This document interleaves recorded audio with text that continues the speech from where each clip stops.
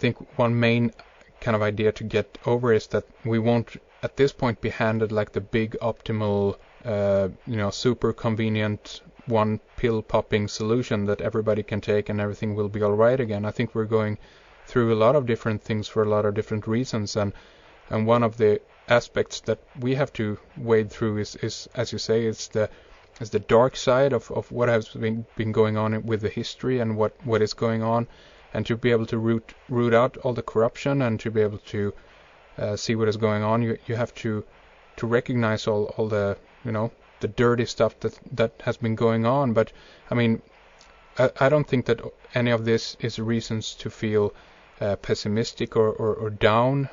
I mean, if you think about it, in the end, do you feel pessimistic at this moment? Do you think that everything is lost, as it were, or?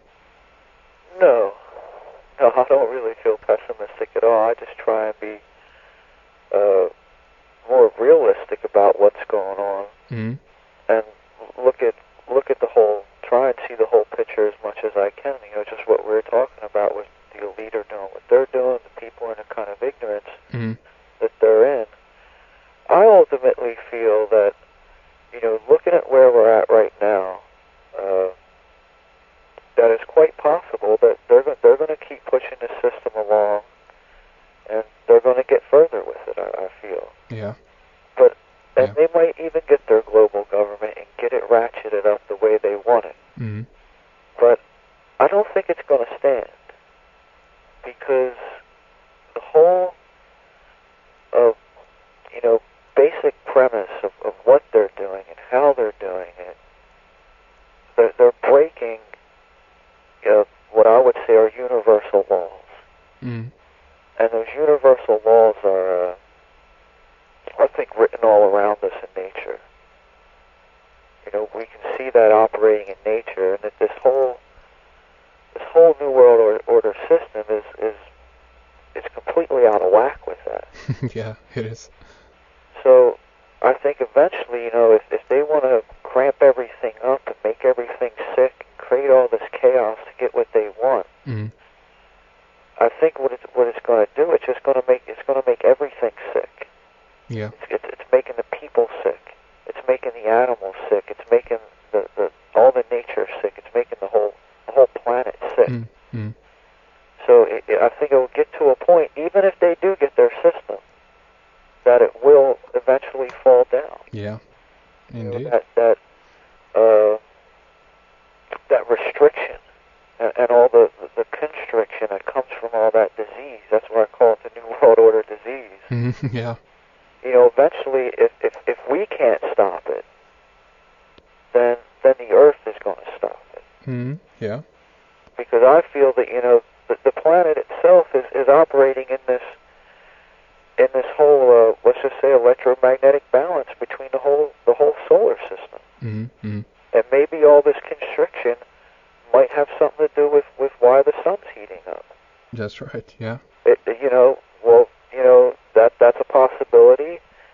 We're also heading towards this photon belt that the Sarian talks about and other researchers, and possibly be heating up the sun, which is heating up the Earth. And one thing about the Rastafarians, which I like that they talk about the fire.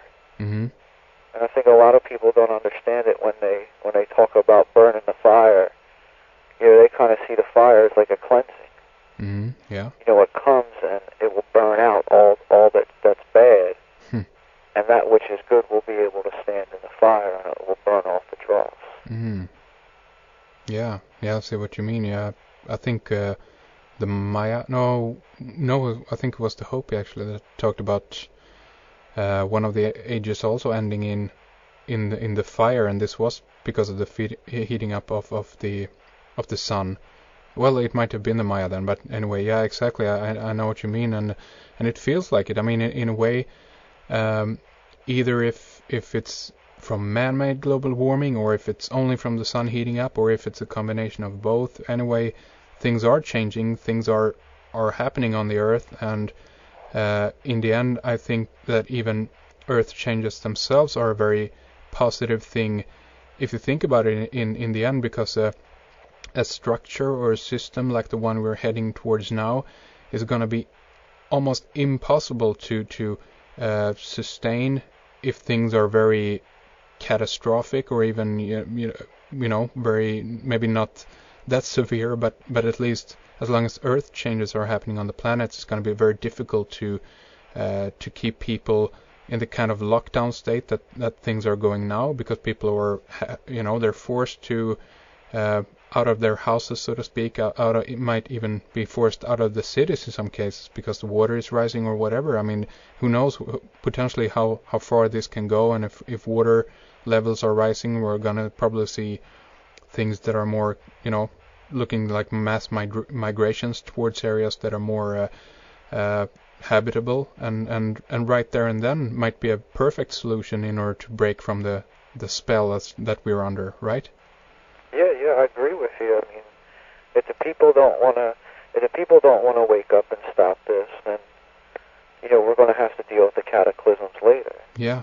Because this whole New World Order system is not going to be able to be stabilized because it's completely anti-life. I mean, they have broken every single law that we see being put forth in nature. They have this whole top-down hierarchical system. Nature doesn't grow that way. That's right. A tree doesn't grow that way. It's an even exchange. It's a system where everything is doing its part and taking its part. It's not like this micromanaged thing that they want to set up. And I mean, if there's any book out there, I think that expresses an analogy and tells a story of a sense about what the New World Order, what the story of the New World Order is. Symbolically, what its end is going to be. I think that Ernest Hemingway's The Old Man in the Sea. They go out there and try and catch that big fish. And they come back with a skeleton when they get into the shore. I mean, I think how it's going to end for these people. Yeah, they're reaching. They're causing so much suffering, and because they got tunnel vision. Yeah, exactly. Yeah. They might not even be aware of,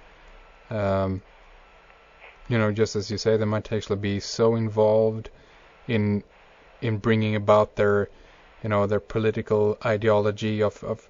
I mean there could even be, when you think about it, can even be people up there that are working, that aren't inherently evil in that sense, but they actually are thinking that, we have so many problems on the earth and we have to solve this, and the only way is to bring about this order that they want, not, stability, we want security, and we have to root out, all the evil people and all the terrorists and all the individualists out there, and they see it like they're actually on a crusade to save the planet or whatever, and they actually are totally deluded by this idea and might not even be aware of what they're doing, basically.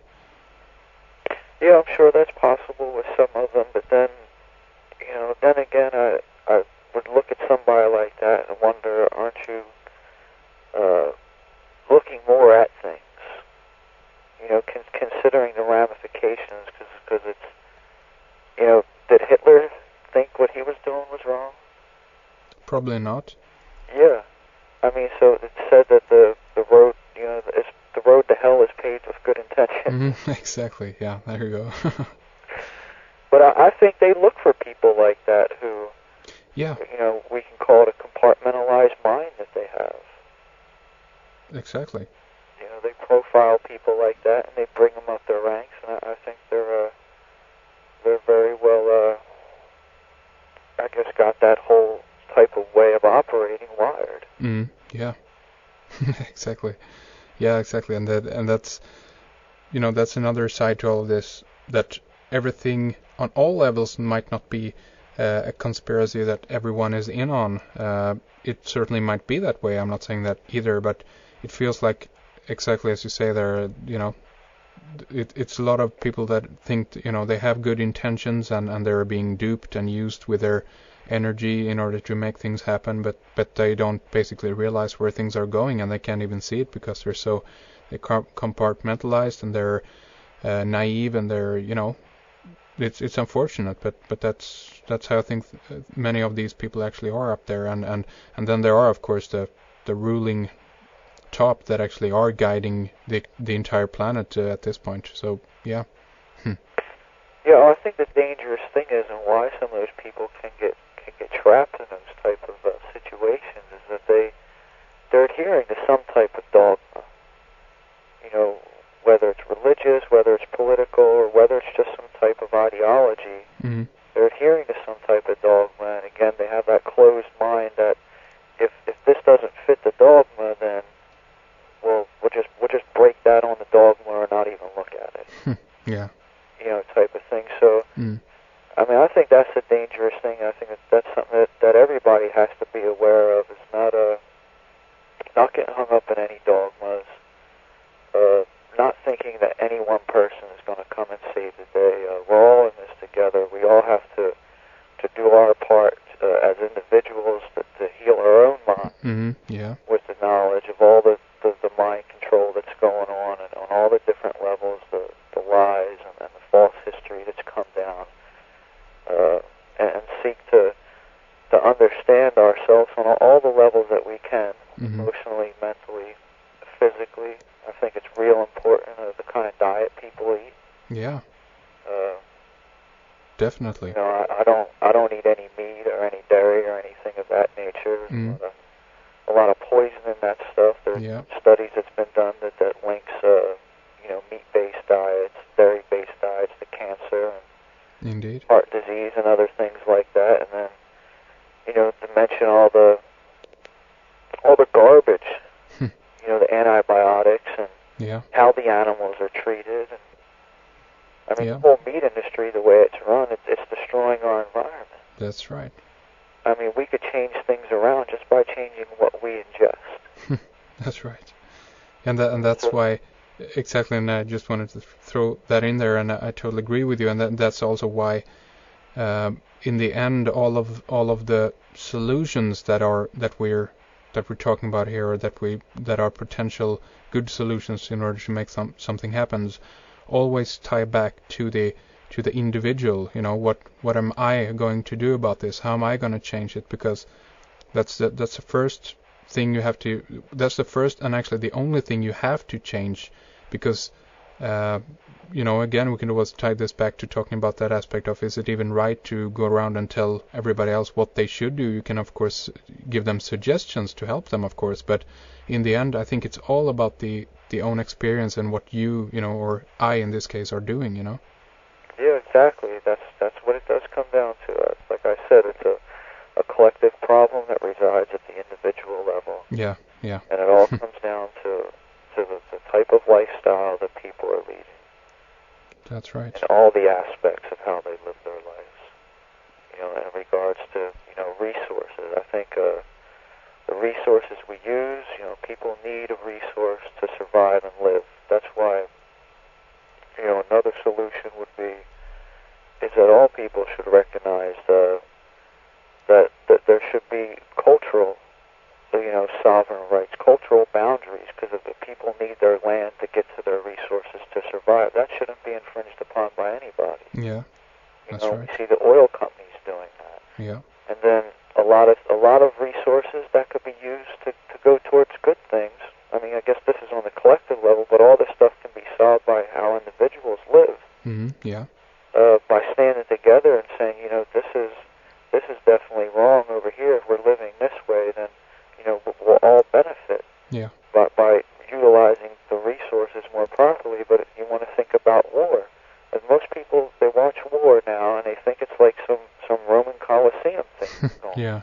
Sheesh. In the modern time, but they don't consider all the resources that are being pumped into that war. Exactly. And how their children